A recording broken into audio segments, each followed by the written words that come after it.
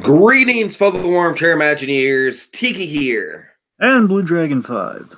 And welcome to our wrap-up podcast for the 2019 Star Wars Celebration.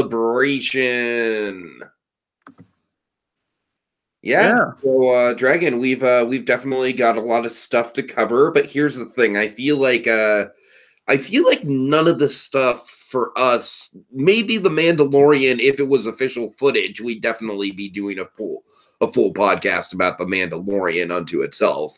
We'd be doing a shot by shot on that thing. But alas, it's not official footage, it's bootleg, so that's a line we can't really cross. But Dragon, basically what we're gonna do is we're going to be doing a kind of like a current event sort of thing. You know what I mean? We're going to be kind of like picking from the headlines. We're kind of picking and choosing like the best that Celebration had to offer. But speaking of pulling from the headlines, Dragon, I just want to give a little bit of a remembrance to Notre Dame Cathedral, because I got to say, Dragon, this is going to be a where were you type thing, because you got to remember the historical significance of Notre Dame Cathedral.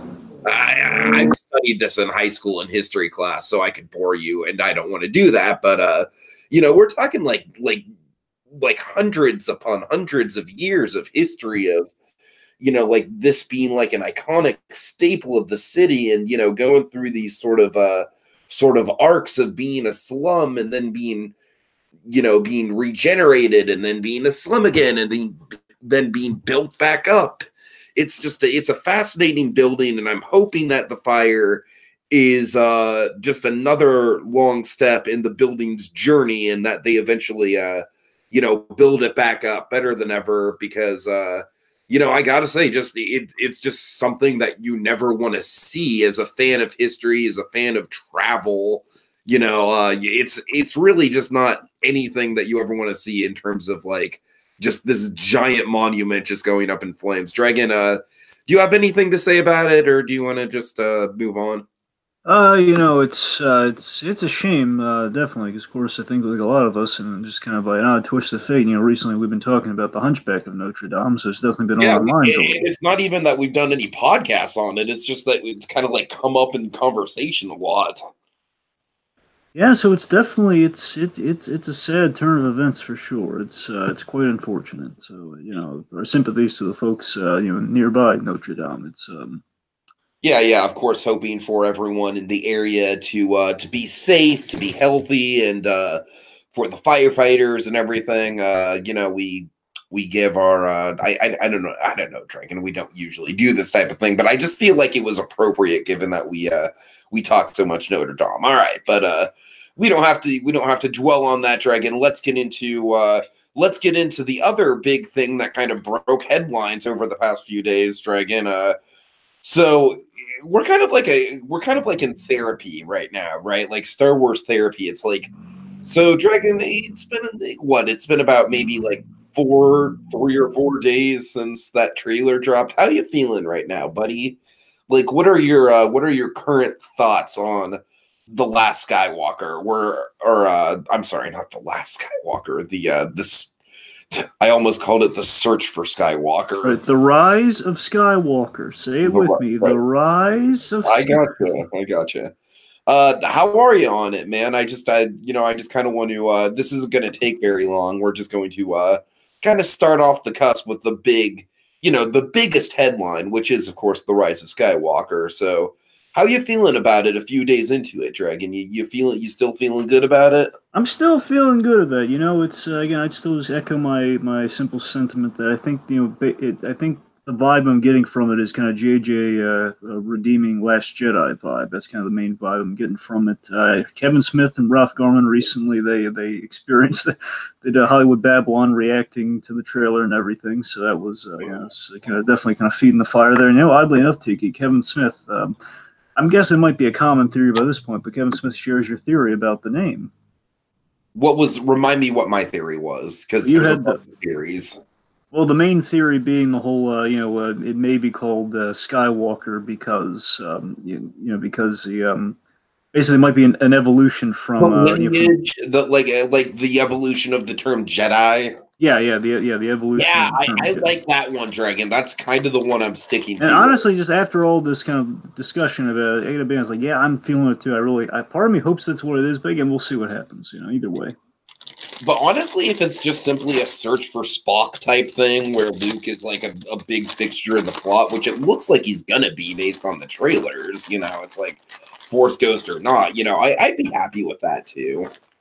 Yeah, and again, just what I would be happy with is if Rey is a Skywalker Dragon. I honestly wouldn't be happy with that retcon. I know that's a kind of a controversial, sensitive topic, but it's like, look, Star Wars, not everyone has to relate to everyone, and it bothers me that so many people were bothered by that revelation. I don't want to get into it. All I'm going to say, I'm just keeping an open mind with it. We'll see. Maybe they'll sell me on. Maybe they won't. I mean, for me, again, my sticking point is like makes Luke Skywalker look like a really bad father if Rey is his kid. That's exactly what I'm saying, right? But again, we'll see. I don't know. Again, I'm not putting it off the table. I hope it goes your way. Honestly, I hope it goes the whole Jedi to Skywalker, like the new. Because I've been kind of championing that with Last Jedi. Like I hope it's kind of like we're breaking open the Last Jedi, the Rise of Skywalker. I just kind of like the flow of that. It's like poetry. It rhymes. Anyway, so also, of course, the big takeaway I think we're all still geeking out about. So the Emperor. I gotta tell you, Dragon, I'm a little bit more on the side of Jeremy Jahns when it comes to this, my friend. Yeah, I knew this was gonna happen. I knew you were gonna. Then I'll watch this. Well, it's not that I'm not excited to see Ian McDiarmid, all right? But all I'm saying is that Jeremy raises good points, all right? That's all I'm saying. I don't want to rehash the whole video or anything. I'm just saying the man raises good points. And look, all I'm going to say is again the whole the whole Darth Plagueis thing. That's what has me jazzed about the Emperor. It's the payoff of that story point. It could be really huge, and it's something that Kevin Smith kind of brought up. Well, honestly, I'm sorry, I'm harkening back to the name thing, but I guess the Emperor kind of brings it up, and that's kind of a legacy thing, calling back to it. But the interesting thing is that again, if we go the whole Skywalker being the evolution of Jedi, Kevin Smith brought this point up that. In turn, it would be, and it might be like an obvious thing, but it's kind of brought it to my attention. They're like, oh my god, that's right, that sounds awesome. Where it's it's kind of Luke Skywalker retroactively kind of redeeming the name of his father. Yeah. That's kind of that's pretty cool. And anyway, so the Emperor again, whether it's going to be because we know he's going to be featured into the movie. It's a question of like how is he going to physicalize a Force ghost? Okay, it's going to piss me off if he's just like a quick vision, like Rey, I'm here for you. Well, no, I just think I'm still the mind. Really piss me off, Dragon. But again, the lingering question with Palpatine for me is like if he's going to be like physically alive, or if it's going to be the more interesting like he's able to physicalize a Force ghost thanks to that dark plague. I honestly think we're going to see a full-blown Force ghost battle between Palpatine and Luke.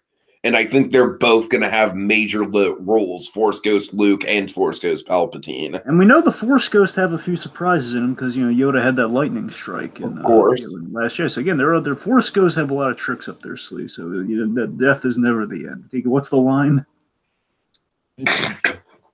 They're never really gone, or no one's ever really gone. Don't worry, Tony Stark. No one's ever really gone. Okay. Don't worry, Captain. Bucky's coming back.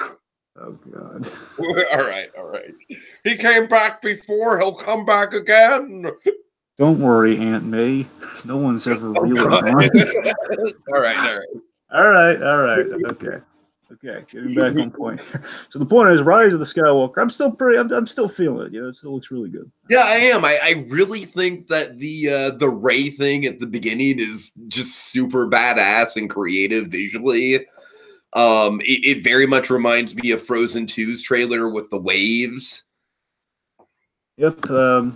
Certainly, I wanted to share some of Donovan's because we have Donovan Martin in the comments. Big welcome wagon for Donovan there. Just to read off a few things Donovan's been saying that correlates to what we're talking about here. In regards to Rey, let's see. I'm sorry, I just wanted here we go.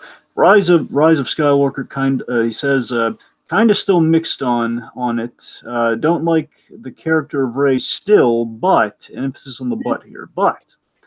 I can at least appreciate and respect Daisy Ridley's efforts each and every day, pouring her heart and soul. I think it means each and every installment, pouring her heart and soul into the role. Because I mean, Daisy Ridley, she does an excellent job bringing that, making that character interesting, man. Okay, here's the thing. To me, there's a world of difference between Rey and freaking Jyn Erso. All right, Yeah. like I want to just trash on Jyn Erso. I know I'm kind of like infamous for trashing on Jyn Erso back. Well, you ragged on her for the stupidest of reasons, though. You got to admit, you were really harsh on her for just a really shallow reason. Like, hey, she looks like Katniss Everdeen. Okay, but my point is, compare Jyn Erso to Rey. Like, I'm not the biggest fan of Rey, but I think Rey does a serviceable job. I really do. It's like, I think there's enough there. I think Daisy definitely has a charm and a natural kind of Mark Hamill style charisma and an unknown quality to her. Like, I think Donovan, I'm with you that I kind of like Daisy as a personality so much that I feel like it gets away with some of the, maybe lazy writing that the character goes through every once in a while in regards to her power set. I will kind of agree with you there. I'm not entirely, even though I like the Last Jedi, I'm not entirely blind to the whole, like, yeah, she's she's a little OP. But anyways. All right. Okay, so, let's see. Any other thoughts on the trailer? I don't think so. No, I think we're all good. Plus, we did like a whole recap of it, so I think we're good. Okay, so let's get into let's take a side trip to Galaxy's Edge. Yeah, so Galaxy's Edge, it's really coming along. It's funny. I have a visit in mid-September. I have a really funny story, just completely unrelated to the Galaxy's Edge that happened today to me. I went to the dentist today, and I talked to my usually I have this dental, I don't know what you call it, like a dental assistant, like not the one does the teeth cleaning, the hygienist. The hygienist. Yeah, the dental hygienist. So the dental hygienist is kind of an old friend at this point. We constantly talk, Marvel, Star Wars, the movies that are coming out and stuff. And I was a big Star Wars fan, big Disney fan and Star Wars, but especially, Star Wars at Disney. So, believe me, she's got opinions on the Rey thing like this. When Last Jedi came out, don't get me started. Point being, this hygienist, she's looking very forward. She books the Disney trips and everything to Florida specifically. So she told me all about, like, oh yeah, I can't wait to go. She said, I'm going to book the trip for Florida in October, and says, oh yeah, because Galaxy's Edge is going to be. Oh yeah. And it's there. She's very excited for it. Nice. Just by sheer coincidence. Honestly, the biggest takeaway that everyone's going with from the panel, which I think is hilarious but true. Gonna give it a pause just to soak it in, Dragon. Look at it right in the center of our root image here. How cool are those bottles, man? I gotta be honest. The thing out of all the stuff that I don't know all the ins and outs of Galaxy's Edge. Basically, what was, I believe, the highlights, what was revealed at that Star Wars Celebration. But I tell you, those bottles have my full attention. Right. Those bottles are awesome, man. Yep. That's oh god, I'm gonna have to.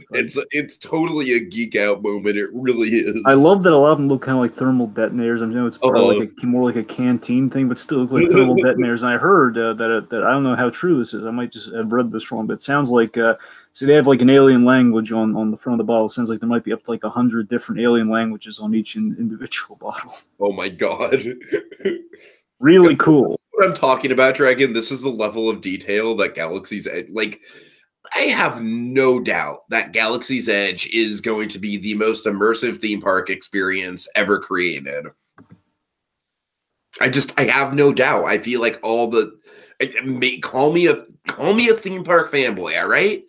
But I feel like all the cards are lining up. The only thing they need to get in there is Rise of the Resistance. But honestly, at this point, Rise of the Resistance is kind of like a thing where it's like that'll eventually be there. That's kind of like almost a phase 2 of Star Wars land at this point. That's a complicated situation. Dragon, I'm just talking about the land. I'm not even focused on the freaking Millennium Falcon attraction. I'm just talking about walking in there and going from one side of it to the other and just taking in the detail and taking that's squarely where my interest lies, Dragon. Like when I go there in September, yeah, sure, I'm definitely gonna rope drop the Millennium Falcon attraction, no doubt. But honestly, I'll have no interest in rewriting the Millennium Falcon attraction, really, unless it really blows me away. But what I'm going to do is I'm going to spend a lot of time in the land just observing all the detail and getting one of these freaking Coca-Cola droid, like canteen bottles and, visiting Rex in the bar and everything. Like it's, there's just so much cool stuff. All right, let's break it down a little. First off, Donovan says, Disney's going all in, like putting all their chips on Galaxy's Edge. It's going to be crazy. There might be might have to wait a while to even get in, like months, says Donovan. So again, it's going to be very popular, I'm sure. I mean, yeah, that's the thing. It's like it's definitely going to be super crowded. Yes, also, like there's literally half a theme park back there. That's the sense I get from it. Like I'm saying just in terms of someone who's very familiar with Disneyland, very familiar with Disneyland's geography, it literally encompasses the back half of the west side of the park. Like just the entire back half of the west side of the park is Star Wars at this point. And a lot of that was backstage area. Some of it was like the petting zoo. Some of it was the old Hunchback of Notre Dame show. And it's all gone and it's all Star Wars and it's all freaking fabulous. And Dragon, if going to Avatar is any indication, like I think Avatar is going to be an entirely less sensational experience compared to Star Wars, because Avatar is just kind of like in its own corner of the park, whereas Star Wars, like I said, is going to be the entire back side of the park. And keep in mind, I literally have next to no opinions about the Galaxy's Edge and Hollywood Studios other than good for Hollywood Studios for getting more attractions to add to their roster. That's great. But I am very interested in the placemaking of the Disneyland Galaxy's Edge. So, Dragon, check this out. I was there recently, and we never did a trip report. But one of the things that I wanted to tell you in the trip report was Galaxy's Edge just has such good transitioning points. You're over by Critter Country. You're over by Splash Mountain. And, you're like looking out at the rivers of America and Tom Sawyer's Island and kind of like the rock work of the rivers of America. And then Dragon, out in the distance, you can see the spires of the Black Spire Outpost in those Star Wars mountains.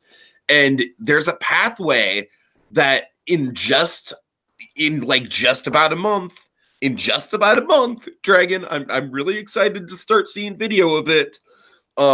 There's a pathway that literally just leads right into Star Wars land. So you're going to walk right up to it, and it looks like those black spires are like way out in the distance, right? Like it literally looks like you're walking into the mountains to get to those black spires.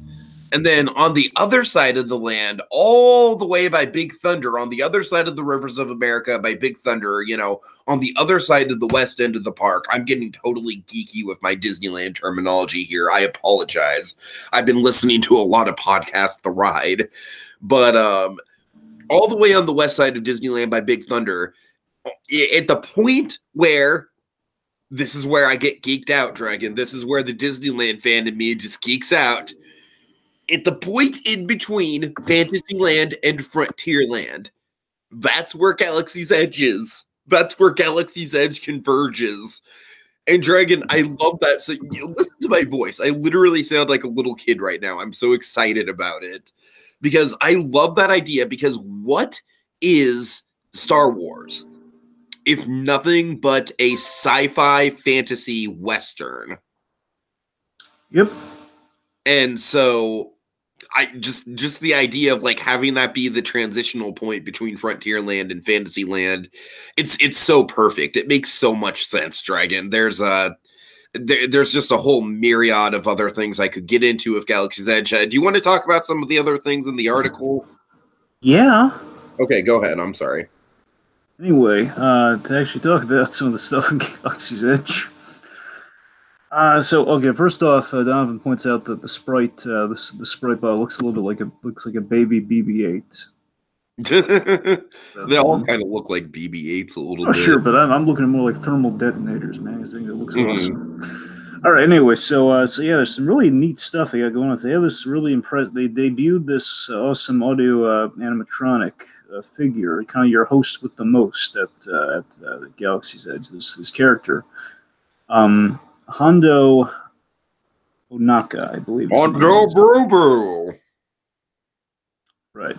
No, No, not but him. seriously, Hondo Onaka, this guy, he's very impressive, very really great alien character who's voiced by Jim Cummings. Well, Yes. I don't know if he's purely going to be tied to the Han Solo ride because I know sorry to the Millennium Falcon ride. Sorry, I want to make that. And I don't know if he's just specifically tied into the Falcon ride, or if he's going to be like kind of presiding over a lot more than that. All I know is they're really teeing him up, so I don't know how important he's going to be. But the point being, he's Dragon, I'm dead serious. I say this with a straight face. Everything in Galaxy's Edge is going to tie into everything else.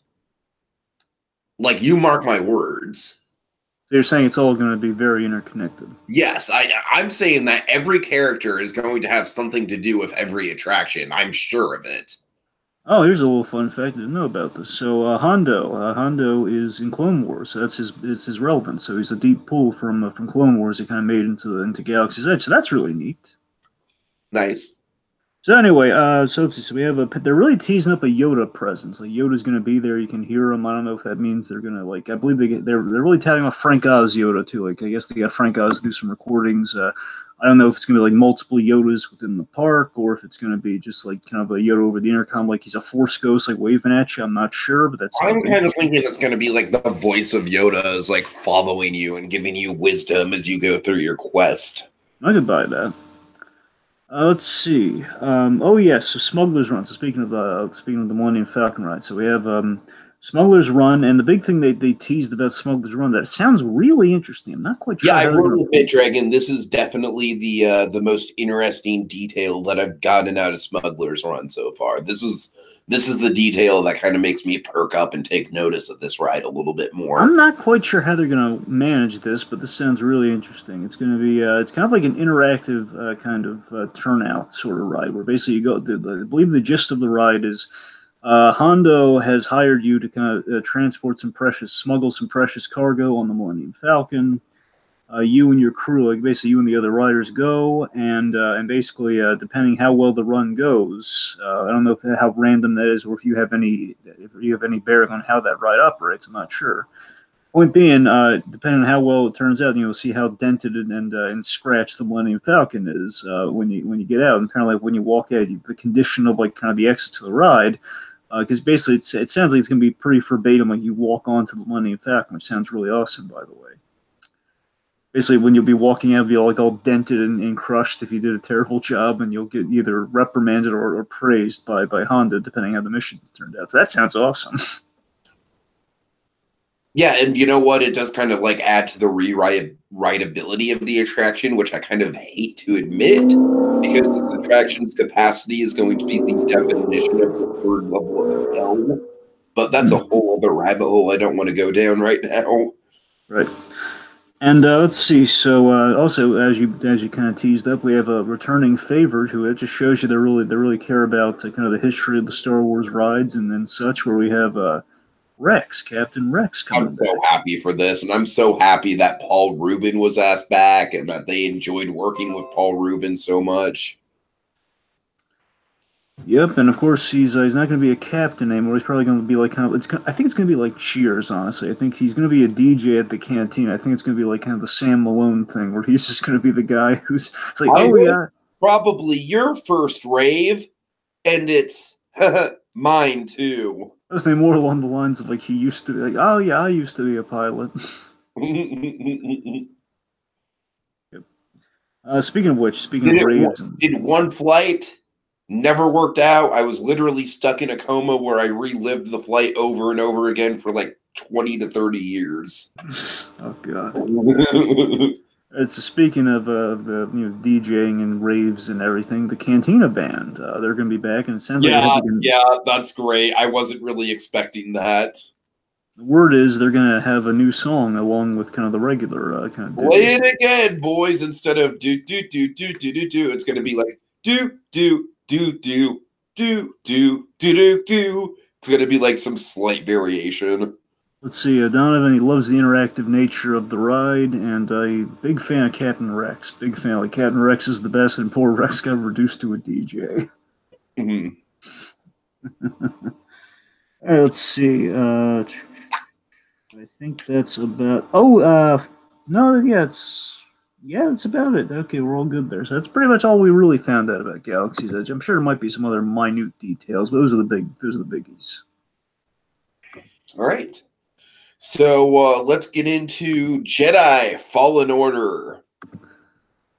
Yeah, so the new... You have much more stake in this because you actually own a PS4 and can therefore actually purchase this when it comes out. Well, yeah, but the Star Wars... I've always had kind of a dicey thing with the Star Wars games, you know? Where... See, I'm more of a... A lot of the Star Wars games, from what I understand, they're either shooters or they're role playing games, or they're a little complicated for my taste. Mm-hmm. You never get for me. It's like the Star Wars game I've yet to see. I'm not saying it doesn't exist. I'm just saying the ones that really haven't marketed, or at the very least with PS4, this might be the game that changed it all. I don't know. The point being, I just want a simple Star Wars game where you could either choose to be a character or go up against the iconic characters. It doesn't really sound like that hard to sell, does it? I'm used to where you play a Batman game. You could honestly, Dragon, I think the closest thing you can get to that is the original era of Battlefront games on like the PS2 and Xbox, the original Xbox generation. You like Battlefront 1 and 2. Right, and you see what I'm saying, though, right? It's not that complicated an ask, is it? No, I feel like the thing is with video games is that a lot of the times they get kind of and there's been some really cool mythology pulled out of Star Wars video games. Everyone, including me, is really wanting a Knights of the Old Republic trilogy. Right. And I mean, here's the thing. I'm not against this game. Dom's also kind of talking about kind of the role-playing aspect of the game. And that's the thing. Like, from what I understand, role-playing pretty much means you have an original character and you're just in the world doing stuff, if I'm getting that correctly, right? From what I can tell from the trailer, yeah. I mean, that's not bad either. It's just, because I've played a few games where you have that too, more like on Game Boy Advance and stuff, like some other stuff, but where you basically craft your own character, but you're in the universe. So again, it's pretty much the kind of the same gist. Where again, you still have all the iconic characters and stuff, but you're in the universe. So yeah, I think this game's getting closer to what I like in a Star Wars game. So that's the thing. It interests me, but by the same token, again, it's like, I really respect what this game's going for. And bear in mind, I have no real stake in these games because again, I'm still like, again, I'm not really into the Star Wars games and everything. I'm just not. I do. This trailer did stick out to me a little bit. For starters, one of our boys is in it. We have Cameron Monaghan as our main character. Our boy. Yes, Cameron Monaghan. He's playing Cal Kestis. Cal Kestis. He's basically so the gist of the game seems to be. It's it has a solid premise. It's set between Episode 3 and Rogue One, so it's kind of in between that settings. This is like most likely shortly after Episode 3, where Order 66 has been given. I'm not sure how much time's passed, but the order has been put out. Jedis are being hunted down and killed. That's why this guy's hiding. So it's really a survival game, a survival narrative, if you will. Yeah, and I got to tell you, Dragon, the thing that drew me in the most, it's like. It kind of pisses me off, but this is the movie that Solo should have been a little bit. Like, I know that's not the same thing, but like, I feel like in Solo we got very little like dodging the Empire, and like this is like a whole game built around the concept, a whole game built around the idea of stormtroopers being like this omnipresent sort of Nazi force in the galaxy, and just kind of having to. Kind of having to evade it at all costs. And I don't know, it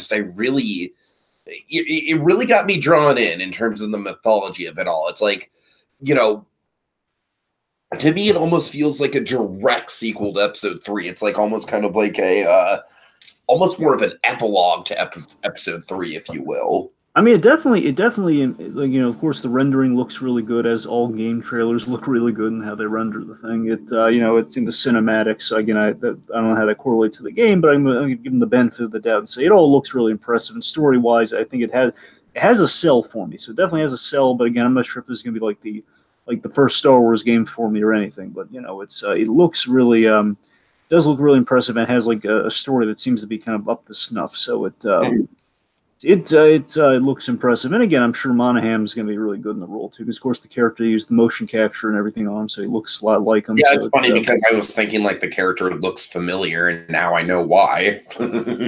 Yep, Jerome and Jeremiah from Gotham in Star Wars 2. And again, if you want to look really broadly, again, he's playing a Jedi. One could say Cameron Monaghan is becoming Mark Hamill. Oh boy. One could make the leap, but like the whole, we have some neat bits in the trailer about like, don't the three rules of survival: don't stand out, accept the past, and trust no one. Of course, only then of course the dot dot dot trust only in the Force, and then we see him go for the lightsaber, and we hear this really great kind of remix of the Star Wars theme. It's really good. Yeah, yeah. All right, so Dragon, let's talk Vader Immortal. Oh, real quick, some stuff from Donovan here. Okay. So let's see. PS4 for life. Donovan must be a PS4 advocate. Can't fault him there. I'm a Switch guy, Donovan. Yep. Let's see. This no loyalist through and through. This one has more of an RPG element to it. Sorry, I already said that.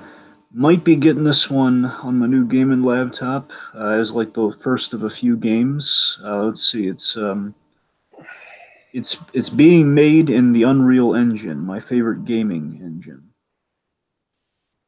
And also the art book for this is on sale. It's on Amazon. It's on Amazon for pre-order, which Donovan's definitely jumping on that one. So again, the art book must be really interesting on this one. Mm-hmm. Yeah, it's gonna be a lot of world building and stuff, and of course, just kind of a lot of undercover. Like again, the thing looks really interesting, and of course, definitely gonna be kind of exploring, kind of a guy hiding kind of the seedier aspects of the galaxy, I'd imagine. Yeah, it definitely has a sell, as you said. All right, so let's talk about Vader Immortal. Okay, so Dragon, I just gotta say the VR that I did at the Edge just looks so much more interesting than this. Yeah. I don't know. It's just like I still have that experience with me. Did I get to share that on the podcast? No, I'm probably not. Okay, well, Dragon, there's like just these moments that just really stick with me with the VR experience. Oh wait, no, I remember you getting shot in early. You saw someone get shot or something, right? Yes, that. Do you remember when I was on the platform and we were floating above the lava and I could feel the lava below us? And then the most surreal thing was like I looked to the back and I had to like really crane my neck, but I could see K2SO like following us on another platform, and that was just like kind of surreal. Yeah. Yep. Like, oh my god, like wow, this is like I would have never seen K2SO back there if I hadn't like craned my neck. I'm also really excited for Vader Immortal on VR. He's getting the VR headset with the gaming laptop and everything, so he's looking forward to that one. I mean, here's the thing. It's like I feel like VR is best experienced. This is just my personal taste, but I feel like VR is best experienced at places like the Edge. And Jacob Gulliver, that's actually what he's doing right now, believe it or not, Dragon. He's working at a place that specializes in immersive VR experiences. And so I feel like it's a growing industry. And like I said, the one that I did that was Star Wars themed and did have a freaking terrifying Vader sequence right at the end where Vader was like as imposing as like the Terminator or something, just like coming at you, and no gunshots that you fired at him would do anything. And it was just like, oh my god, like Dragon, it literally felt like I've described this before, but it was like one of those things where it's like in the moment I was kind of like well, obviously, I know I'm not going to die in this situation, right? Like, you know, you kind of have to take yourself out of it. Like, okay, I've paid Disney $40 to be here. Like, this is a controlled environment. Like, I know I'm not actually going to die. Well, you gave him the money, so everything's off the table, too. But Dragon, it's like, I gotta tell you, like, in the moment, as Vader's, like, walking towards you and the shots you're firing are just doing nothing, Dragon, that kind of shit sticks with you. That shit sticks with you. You know what I mean? But my point is that I feel like those sorts of like immersive, like theme park level experiences, I don't necessarily think I don't necessarily know if you can replicate that at home. I don't know, because I think the theme park experience just had so much more immersiveness to it. Like, it had the moving platform, and it had the warmth underneath the platform to simulate lava, and it had this whole sequence where we had to press buttons and input a code, and, you know, all these different crazy things that I feel like the meld between the VR and real life just literally just got like, it was such a trip for me, Dragon. So I don't like. I'm not saying that this isn't going to be cool. I'm really not. Like, I'm sure this will be cool. I'm just saying, like, I feel like VR at home has a long way to go to catch up to the level of what my kind of mesmerizing experience was at the Edge. Right. Well, anyway, talking about Vader Immortal itself, so so it seems to be the story. It seems to be we're on Vader's castle, like Vader's castle on Mustafar. The thing we kind of saw in Rogue One. Remember that place? Uh-huh. I believe we're there. And by the way, so let me. Where you are at the in the Edge experience. I'm sorry. I said that's also where you are at the Edge experience. Oh, even better. Cool. Yeah, yeah. Anyway, so, you know, I'll admit, now you bring that up, it's like, yeah, it's probably gonna be inferior. Now you bring that up, like, oh yeah, it's in the same place. Yeah. Well, I'm just saying, like, what it might be is literally just like, honestly, I'm not saying this is a slam against it, but I wouldn't be surprised if they recycled some of the Vader stuff from the Edge, or if they at least had a close to beat by beat replica of that Vader sequence in there. You know what I mean? As Donovan points out, it's going to be episodic, so maybe they'll kind of have a different spin on it in that regard. So, you know. Yeah, and I really don't know how episodic VR would work. I don't know, Donovan. You're kind of like I'm kind of like the layman who's like, oh, I did it at a theme park once, and I can't wrap my head around home VR. Like, I'm sure it's cool. Like, I put on a VR headset at an AT&T once, and it was pretty cool. It was like I was in a Donkey Kong minecart, and I was like, ew, this is neat. But again, the Edge experience just had so much more going on than just the VR that accompanied it. Anyways. Anyway. So let me speak to this too, because of course I remember I'm not caught up on it these days, but I remember reading the Darth Vader comics they've been putting out ever since, you know, basically now they're doing like the official kind of comics these days since the Marvel since the whole, like, you know, Disney. Basically, kind of, you know, I mentioned this like way back with like Force Awakens onward. Now the Star Wars canon's been kind of basically what comes out in the comics now. They try to fit into the actual continuity of the movies, so they make an active effort. Uh-huh. And basically all the comics for the most part, I mean, I haven't really run across any stinkers or anything, but I mean, I love the Darth Vader stories. Like, I remember I sold you on that first arc of the Vader stuff. Vader, he meets he meets this girl who basically is kind of his engineer, he kind of has this engineer friend who basically has this really awesome request to him, saying like, listen, I know you're going to kill me, just promise me you'll kill me with your lightsaber when you do it. You know, again, it's like this, it's just really interesting dynamics for Darth Vader, who's kind of like plotting against Palpatine, which of course we kind of see the end goal with that, and with the Return of the Jedi and all that sort of stuff. So the point being, I don't know if you remember now, like the whole like evil C-3PO and R2-D2. Remember, like the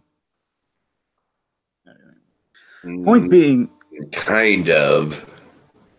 Anyway, point being, just he had some good stuff there, and we really got into Vader's head, and it basically kind of filled in the blanks. It filled in the blanks between stories, and just kind of showed you like kind of the journey of of Darth Vader, and just kind of the cool menacing stuff behind him, and just seeing how the guy would operate on his own, kind of in between things. Anyway, the point being, I'm sure a lot of that sort of stuff's kind of what's been fueling a lot of kind of the Vader craze, or like Vader Immortal, just kind of these kind of missions kind of based around Vader's castle and stuff in terms of story content. And the idea here is that you, the player, I believe what they're saying is you, the player, are going undercover for like a retrieval mission where you're trying to. It seems like you're trying to basically you're going undercover as like Vader's new apprentice, and basically we have like a lot of VR training and kind of betrayal and escape going on. So it's the Force Unleashed. Well, I guess. I'm sorry, I don't want to sound like I'm dismissive of it. It's just that's the exact premise of the Force Unleashed. All right, well, fine. The cover element, the Force Unleashed was just Vader's apprentice that turns against Vader. This is like, I guess he's against Vader from the start. That's what it seems like. And of course, you see, they have like a lot of these really these poor souls have been like kind of tormented, like kind of like Vader's probably cut their limbs off and stuff, and he has like a robot arm and like half of a robot face. It's like he warns like, "Do not anger Lord Vader." Which I just love the fact that Vader has like this staff and like these underlings who's all about like, of course, if we learn anything from Star Wars, it's like, don't get on Vader's bad side, man. It'll force choke the crap out of you, even if you're on a TV. So Vader Immortal. I mean, again, that seems kind of interesting, but I've read better, I guess, is what I'm saying. So. All right. I mean, look, it's like if I had the VR software, I'd definitely give it a chance, or hardware, I should say. I definitely give it a chance if I had like if I had the equipment to actually run it, but I don't, and it's not in my budget, and I'd rather travel with $1,000 than spend that kind of money for, a headset that would actually be able to do that. So. All right, and the character was Dr. Alphara, if I'm remembering that correctly. That was the girl's name from the Vader comics, which Donovan says, loves the new Star Wars comics that are coming out, possibly the Vader ones specifically, and also says it'd be really neat if you could choose, between the light side and the dark side within the game. That would be kind of unique. Yeah, it'd be kind of be a good kind of story choice. And yeah, Vader can screw you up any day, absolutely. So you do not get on Vader's bad side. All right. Okay, so speaking of Vader's bad side, is it going to come out in the Clone Wars Season 7, Dragon? Probably not, because again, Clone Wars versus Revenge of the Sith. It's kind of I know. And honestly, I gotta say, it's like, here's the thing with the Clone Wars. Oh man, I had such a lousy first impression of the Clone Wars based on that animated movie, and I know that's not fair. I know it's like the first 3 episodes stitched together, and I shouldn't even judge it as a movie. But honestly, Dragon, it kind of blows my mind that Ahsoka became so beloved. Because I gotta tell you, I remember finding her intolerable in the movie. And I understand character arcs and growth and all that. That's cool. And by all means, I totally believe that she's a badass, and I'd love to see her in a live-action movie. But just my first impression of Clone Wars, it was hard to get over that hurdle. I never really liked the animation style. I'll be honest with you. Like, I think it looks a little bit better here. Like, I feel like here we definitely high-resed it up a little bit. But I don't know. The Clone Wars is just something like I definitely think if it's on Disney Plus, which I'm sure it will be, I'll definitely give it a watch. If they have it in chronological order, that's important, Dragon. I don't want any of this like production order, chronological order, airing order bullshit. Just give me the story in chronological order as close as you can. You know what I mean? That's honestly the only way I'll commit to watching it if I have access to it, like where I can just get like the plot in as cohesive a way as possible. But I gotta tell you, this trailer looks badass. Like, it's kind of funny because it's like it's season 7, and it's like, as someone who doesn't follow the show, I'm kind of thinking like, well, how much time can you stretch out, between episode 2 and episode 3? Like, how much plot do you really have to go on there?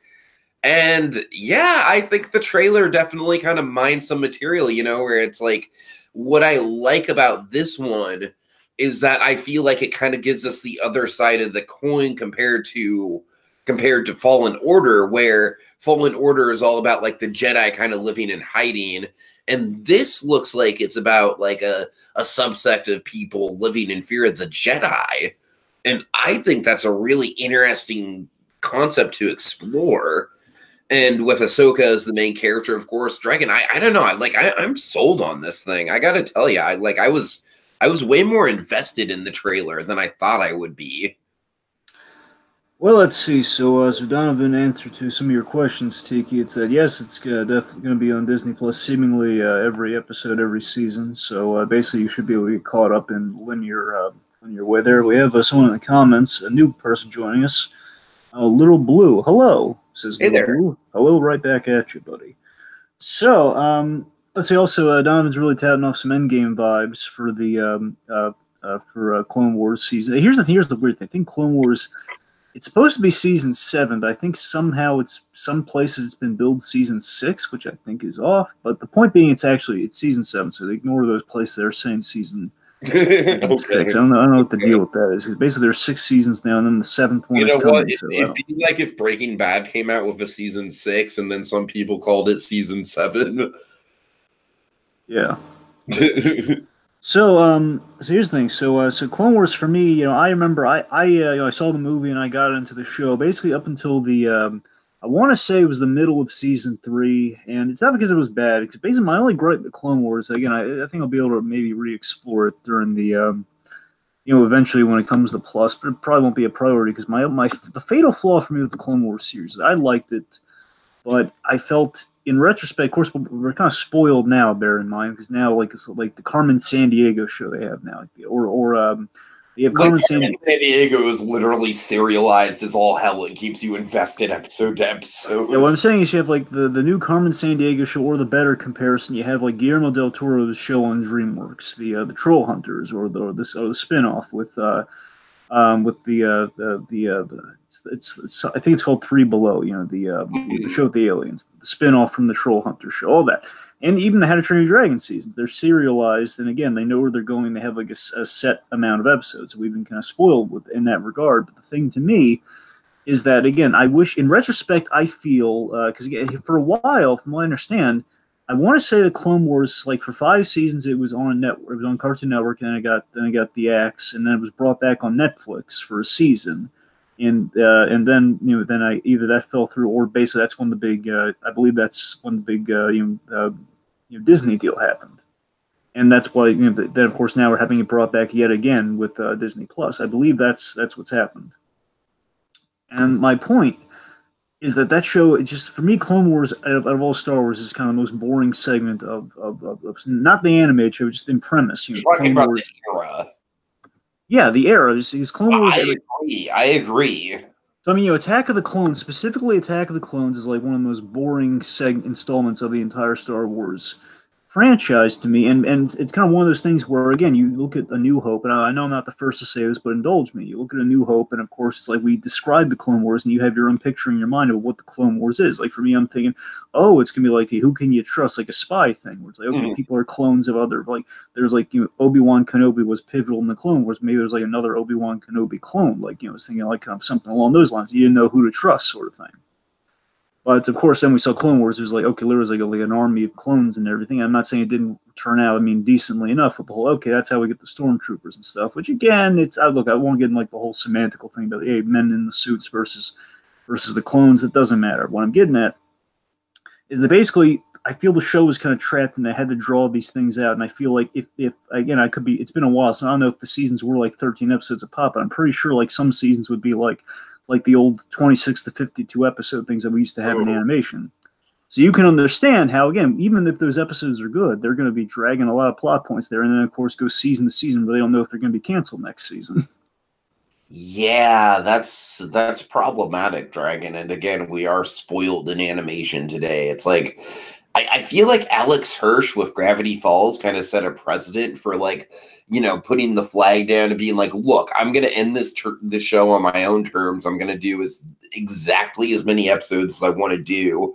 And I feel like a lot of other animated shows have followed suit in that regard since then. Yeah. Real quick, Little Blue compliments the root image that you crafted, Tiki. Oh, thank you, Says, thank you. It took me like 10 minutes to do after work, but yeah, I'm pretty proud of it. I think it looks good. also an admittance that Little Blue loves, loves Attack of the Clones, and again, to each their own, by all means. I mean, Attack of the Clones does have its. I gotta admit, it does have its moments, like in the beginning. They're in the big chase scene. Remember where they're chasing Padme's killer. It leads to the like the hovercraft chase. Where like they find a little assassin drone, they kind of follow. Again, in retrospect, kind of a pointless thing. Really, did they have to go through all of that? Just it's like, well, it's kind of cool,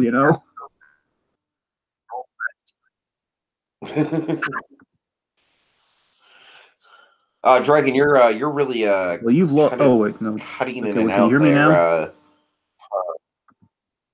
now? Yeah, here's the thing. Yeah, We lost can you visual hear for a second, me? but it's back now, so I think we're all good now. Okay. Anyway, what was I?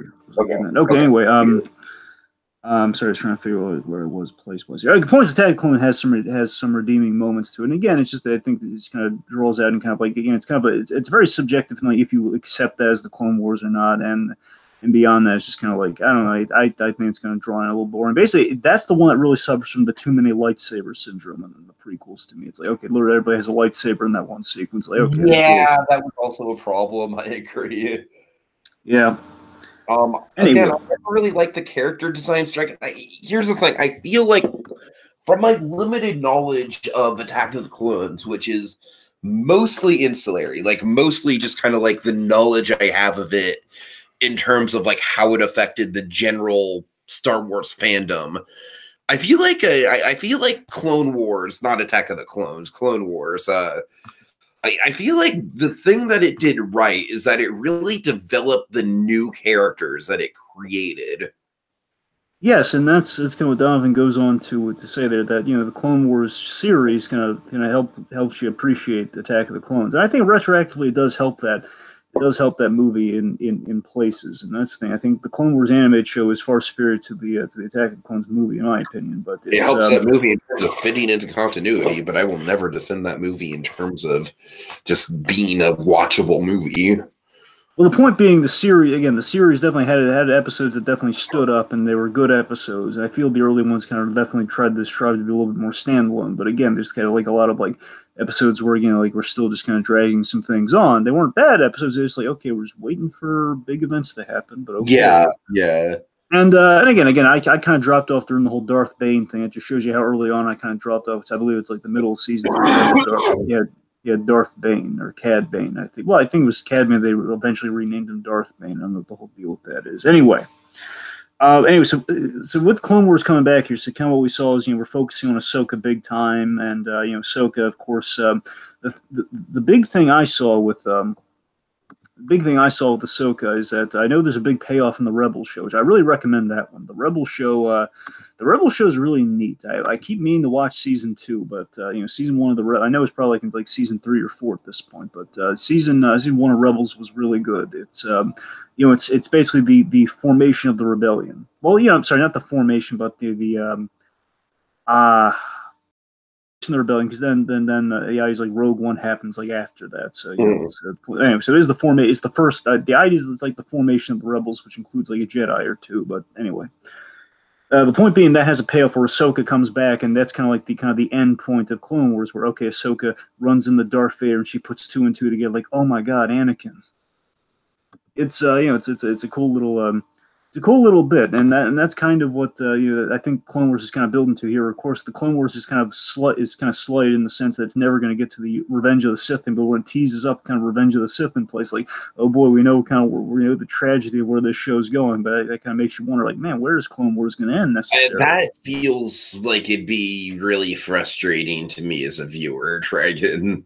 I mean, my pity. So, of course, early on, Donovan was singing the praises of this guy, and by all means, this guy definitely deserves the praises. We had to talk about Dave Filoni for a moment here. So, Dave Filoni is kind of one of the wonderkins of animations. Dave Filoni is kind of a board artist extraordinaire, writer, director, showrunner. One of my coworkers had lunch with Dave Filoni every day for like 5 years. Just thought I'd brag about that for a minute. Yes, of course. Dave Filoni, I believe he may have gotten a start on King of the Hill, but he worked on the Adult Swim shows, some of the Disney Channel shows. Like he was a board artist on Kim Possible, and what really kind of got him into Star Wars was he was a board artist on Avatar: Last Airbender, and it was kind of where he was riding high on that show. And then of course he was hired by Lucasfilm for the Clone Wars after that. So it kind of gets into the kind of 2008 area for Clone Wars, and basically he's been involved with Star Wars ever since. And I don't mean just the animated stuff. Again, he's worked on Rebels with that, and also he's kind of had like a small role in each of the Star Wars films that have come out. He's either done a little voice cameo, or he's been a board artist, or he's done a little bit of writing. He's been involved in the Star Wars movies. Nice. Kind of neat. Little Dave Filoni. Again, he cares about Star Wars, buddy boy. He does. Oh, I know. But yeah, so the season definitely seems we're gonna have like an older, wizened Ahsoka, and as you were saying, Tiki, it's definitely we're seeing kind of the effect of the Jedi and kind of the clones and the Clone Wars, kind of the effect it's had on kind of the people on the ground level, where the Jedi's are kind of seen as the bad guy, which to me is some of the most interesting stuff we do in Star Wars when we address that. The Jedi really aren't that perfect. We do tout them off, and that's one of the things I really loved in Last Jedi, where we're kind of acknowledging, the Jedi.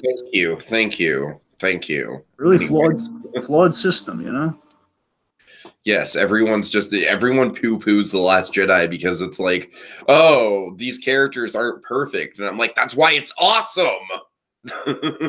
That's the thing, again, those like one of the big highlights where, Luke is exactly. The whole Jedi needs to end, and he has a very valid point that, again, hence the whole formation of Darth Vader, the flaw in the Jedi's ideology is what caused Darth Vader. So yes, there's a big gaping flaw in the Jedi way that Luke's kind of calling out after he's had kind of years to stew on it. That, it kind of screwed me up too. I almost killed Kylo Ren. It caused all this madness, man. The Jedi way's a little flawed.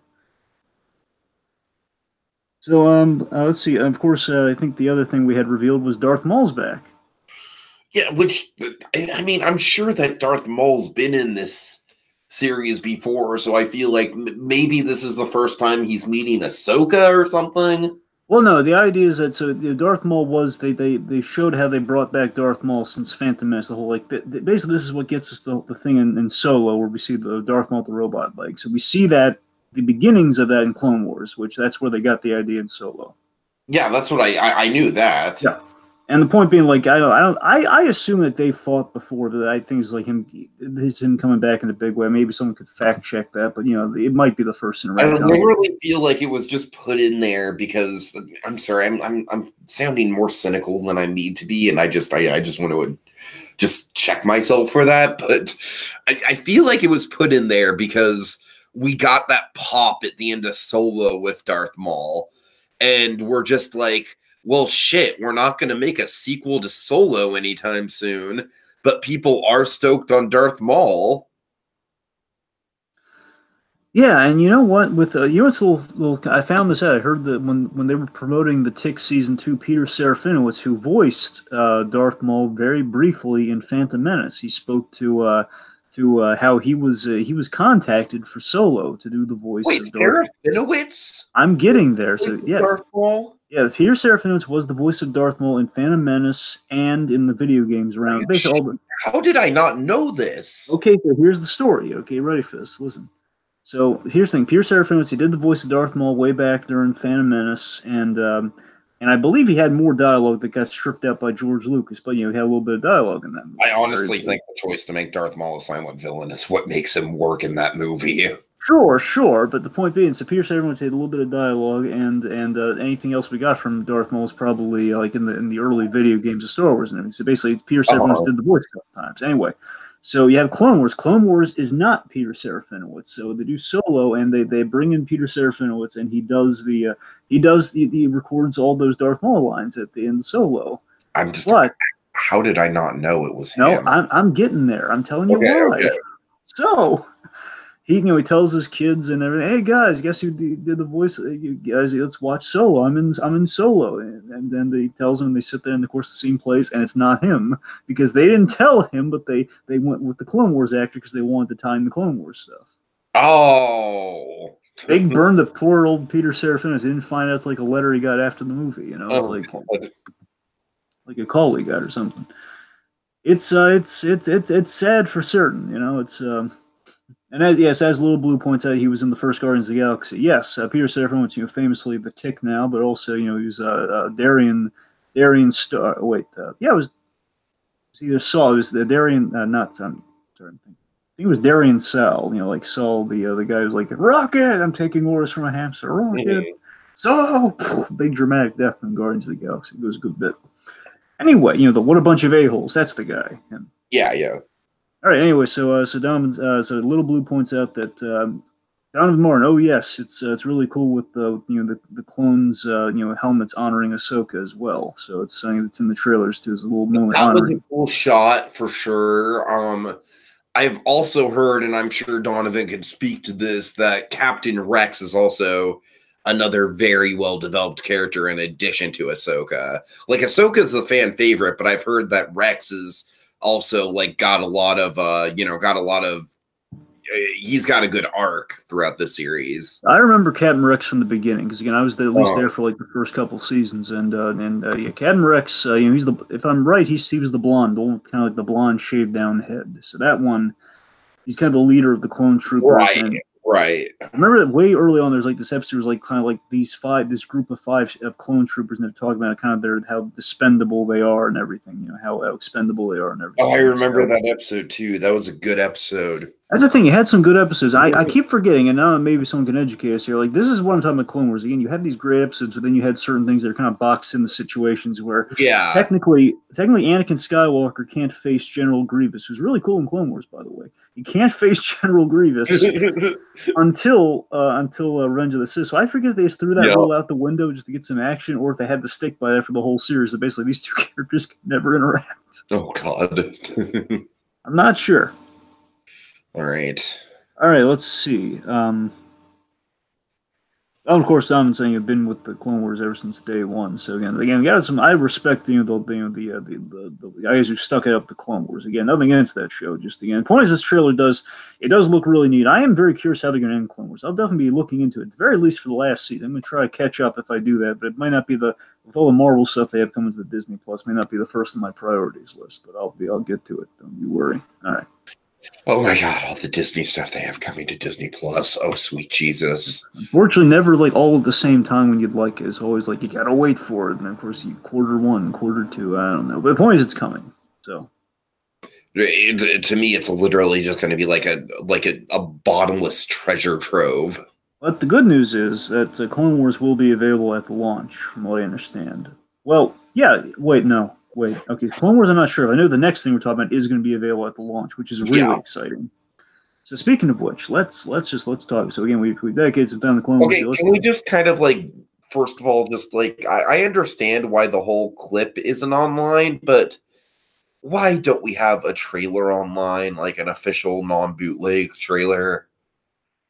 Well, honestly, they not even a trailer. They had the first look. The first look should have because the first look just them. It's like what J.J. Abrams did for some of the for some of the Force Awakens stuff. You just have a little making of feature, and that's what they had. They had that. They had three things. They debuted footage, a first look, and a trailer. And honestly, they should have just played the. Not even we didn't even need the trailer, but honestly, I think we just need the first look is the thing I expected them to put out. The trailer would have been gravy. Don't get me wrong. The trailer was something that would be great if they put that out. But I don't know. It's strange. Anyway, so what we're teeing up right now, we got to talk about the Mandalorian. For me, the most exciting thing, well, not counting the rise of the Rise of Skywalker trailer, probably the most exciting thing beyond that. It's coming out of the Star Wars Celebration. That's interesting that you say that, Dragon, because I gotta be honest with you. Like, I feel like based on the bootleg, if we would have gotten an official version of the trailer, I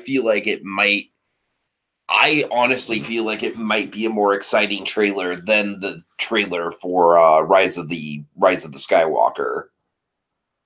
Well, I mean, bear in mind again, we were kind of blessed with we were able to watch some of the footage that they debuted, and I think it gives it an unfair advantage. But it's not exactly. Again, we're kind of comparing a first look to a trailer, and then beyond that, like some footage and stuff to like one single trailer. So in that regard, they're kind of it's kind of an uneven match. I mean, Rise of Skywalker again is kind of like kind of like a worldwide event where the Mandalorian's like, if you know where to look for it, man, you're gonna be blown away. And I think we were blown away by Mandalorian. Let me put it this way: I'm more blown away by the Mandalorian. I'm just more like, hey, look, the Rise of Skywalker looks like it's course correct. I was like, man, that looks pretty good. But in terms of what's more exciting, it's the Mandalorian. Yeah, this thing looks like it's a game changer. Yeah. So okay, let's talk about it. So also just to address something in the comments here. Wait a minute. Little Blue says, wait a minute. I had checked the IMDb page of the Clone Wars series, and it said that season 7 was coming next year, or are they just trolling us? Now, and Donovan says, it's possible it could just be, like IMDb or Wikipedia is like kind of throwing a loop at you. But I will say this, guys. There is a chance they could be saving it for because basically what they're showing now with the streaming service is there's stuff that's going to be available at the launch. Stuff's going to be available within the first year, and then stuff available within the second year. Like year 1 and year 2, I guess is kind of what they've been saying. So it might be a thing where it could be not coming at the launch, but within the first year. So that might be it. That might be what you're kind of getting there, Little Blue. I'm not entirely sure. I'm just saying I know it's kind of what they've been teasing up. And right now I don't have it in front of me, so I'm not exactly sure if it's going to be. They could just be saying for the beginning of next year. So possibly that's going to be. It's after part of my Nintendo analogy, but it's kind of like how Nintendo doesn't put out a Mario game in the same quarter of a year. You know what I mean? It's like they kind of spread it out. It's I'm sorry, that's a bad analogy, but what I'm trying to say is that the Mandalorian is kind of like that. It's kind of like the big fall tentpole game, and then we go over to Clone Wars season 7. I feel like that's going to be kind of like the the Pokemon to the Winter Smash Brothers. This is such a bad analogy, Dragon. I'm sorry. Tiki, you're killing us with this analogy, man. Let's move on. I'm trying. All right, anyway, so let's talk serious. I want to talk about the Mandalorian because this thing is super exciting. So, okay, so John, in the first look, we got some details on it. So here's what we know about the Mandalorian for sure. So breaking down what we know, I love the setting. So the setting is going to be 5 years after Return of the Jedi. Mm-hmm. It's 5 years after Return of the Jedi. It's a time period that is not very often explored. Yeah, he's basically Favreau. Man, Favreau has a vision for this thing, and I respect the crap out of it. I do, because Favreau knows exactly what Favreau's vision for this a lot more than I respect his vision for The Lion King. Well, yeah, I mean, God, yes. Honestly, I don't even blame Favreau for that. You know what happened there? He made the Jungle Book for The Lion King. You know what happened? He had passion for the Jungle Book, and Disney saying, "Hey, Favreau, you want another one?" Sure. I mean, what do you got? Lion King. Well, that's a big one, but okay. I think it's an okay. So it's just Favreau saying, a more realistic situation is hey, Favreau. Yeah, we know there's more stories to tell with the Jungle Book. We know there's a whole series of Jungle Books that Rudyard Kipling wrote. We could make this a franchise. But you got to give us a solid here, buddy. You got to do us a solid. You got to give us a movie that's guaranteed to make the $1 billion club, if you know what I mean. Hey, Favreau, listen, you got a choice here. We need a talking animal movie, and you did really good the last one, so it's going to be this. It's going to be Lion King, or it's going to be Lady and the Tramp on the streaming service. What do you want? I guess Lion King. Okay, Lion King, locked and loaded. No takesy-backsies. Okay. All right, someone call Justin Theroux. Again, I'm still in love with that casting, man. Say what you will about the live-action Lady and the Tramp, but Justin Theroux is just a perfect casting choice. It is good casting. I'm not taking that away. I agree with it. It's that's pretty good casting. We need. Didn't we say already? Here's the only thing you can really do with Lady and the Tramp. Let's be honest. We get rid of maybe some of the things that don't hold up as well, like the whole Siamese cat. Siamese cats. Yeah. That's the thing. That's the main thing you want to. That's the only reason to remake Lady and the Tramp is get rid of that. So make it a little bit more PC. I mean, but then again, maybe have a little bit more of a presence of an antagonistic force, and I don't know where that would come from. I wonder if they're going to shoehorn a dog catcher or something. I don't know. Well, that's what I'm saying. I honestly wouldn't even be that opposed to it, because honestly, Lady and the Tramp is sacrilege here, Dragon. It's really not one of my favorite Disney movies. It's really not one that I go back to very often. Let's face it, there's only one really great scene in Lady and the Tramp. It's the it's the spaghetti scene. Yeah, it's a exactly. good scene. I mean, I love the way. I love the the restaurateurs. You know, the two. There's that, and I think that the sidekick dogs at the Pound are pretty fun. But other than that, yeah, that movie is just kind of a whole lot of nothing for me. Like, honestly, Lady and the Tramp is kind of like in that Pete's Dragon category where I don't really care what you do with it. Yes, like, it's kind of a blank canvas. Donovan goes on to say, you know, the cats were cute, more cute than evil. Well, yes, but they were also very stereotypical, and, you know, some people would say that the whole film is trash because of their existence, but... Well, again, that's not true, but it's just like, it just doesn't... That's like one of the zones like, hey, Lady and the Tramp... People would say that, Dragon, trust me. Right. Anyway, so back to Mandalorian. So yeah, we're set 5 years after Return of the Jedi, and again, basically, Favreau knows exactly what kind of he wants to hit a niche that hasn't really been explored before, but also take something that people want to see. But again, he's like smartly not just caving in, but he's giving them something better. So that's why I really respect what Favreau is doing here, because he's giving them, all right, guys, 5 years after Return of the Jedi, which is kind of in a sweet spot, because everyone, of course, you know, you announce like, hey, we're doing the Star Wars movies again. You're thinking, okay, I wonder, like, you know, ever since the Return of the Jedi wrapped up, people want to know what happened right after that. And of course, it didn't happen for like 30 years. Then we get, you know, Force Awakens. So again, you always had that unexplored, expanded universe territory people kept speculating about, and we kind of finally get to revisit it here with Favreau. With the 5 years after Return of the Jedi, with the new status quo is with the formation of the New Republic. And so, you know, it's 5 years after Return of the Jedi. It's kind of a Western gunfighter vibe he's going for, which of course fits Star Wars like a well-worn glove. Yeah, we got this kind of like good, bad, and the ugly, like man with no name kind of vibe with this thing. Definitely a bounty hunter kind of setting, bounty hunter story, which is very different. Of course, one of the great things of Star Wars are the bounty hunter characters, and we're kind of handling that with you know, the Mandalorians, who of course are kind of the best, are kind of the top breed of bounty hunter in the Star Wars universe. IG-88, Dragon, IG-88. I know. Well, technically, from what I hear, it's IG-11, but I don't know. They might be like a relative of IG-88. Oh, okay. Okay. Well, I mean, it could... IG. Well, see, the point is it's an IG, which is awesome. That's the fact of the matter here. Is the fact of the matter is, again, so Favreau's not caving. He's not just giving us like the Boba Fett that everybody's craving. Again, I'm not saying like... Just I'm sorry. There's a coworker at my work who like really wants that stupid Boba Fett movie, and we kind of rib each other about it all the time. And I'm just like, man, I do not need any expanded lore on Boba Fett. I really don't. It's like, for me, look, like Boba Fett. Just, again, the cool thing about Boba Fett, I mean, I think we can all universally kind of gravitate. It's a cool looking design. That's the main reason Boba Fett's exactly. It's a cool design. It's like a freaking. It's like the most toyetic character in the Star Wars canon. But toyetic in a good way, you know. But I'm saying toyetic in the way where it's just kind of like there's not much about him beyond the fact that he looks like a good toy. That's a fact of the matter, is people want to know more about this guy because of that look, and that's why people are always clamoring for more Boba Fett. And I like that Favreau's kind of found a fine line here where he's confirmed that, okay, so Pedro Pascal's playing our main guy, the Mandalorian. We don't know his name yet, but it's just the Mandalorian right now. So he's playing our guy, and he's confirmed that he is not Boba Fett, and he's a character we have not met before. So he's confirmed that.